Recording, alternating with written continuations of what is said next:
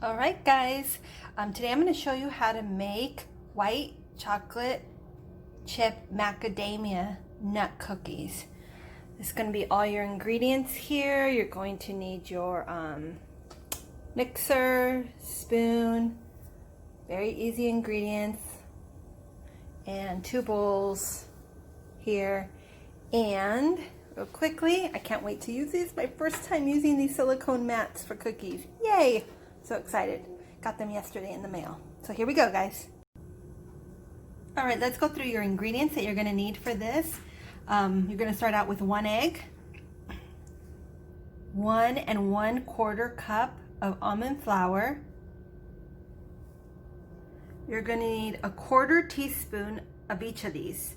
You got baking soda, baking powder, and salt. So that's 1/4 teaspoon of each of these. And then 1 teaspoon of vanilla, 1/3 cup of white chocolate chips, 1/3 cup of macadamia nuts, 1/4 cup of softened butter, and 1/4 cup of sweetener of your choice. I prefer organic stevia. All right, guys, let's go ahead and get started. First of all, I like to say that when you're baking, you always want 2 bowls because you always mix your dry ingredients and then you mix your wet ingredients separately, because then you're going to combine the 2 later on. So I usually have this with a spout for my wet ingredients, so it's easy to pour into my dry ingredients, okay? So let's go ahead and get started. The first thing you're gonna mix is your almond flour. So that's gonna go in this bowl. And then you're gonna mix the 1/4 teaspoon of baking powder, baking soda, and salt. And then you're gonna mix this. All right, guys, now that all the dry ingredients are mixed together, you're gonna whisk these 4 ingredients together. You got your butter, your egg, your vanilla, and your sweetener. And I'm going to go ahead and whisk it in here. And I'm just mixing it here.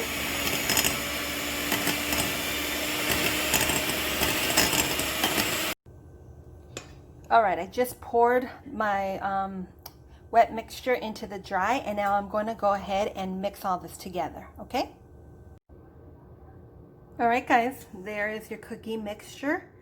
And the last 2 things you are going to do is fold in your macadamia nuts and your white chocolate chips.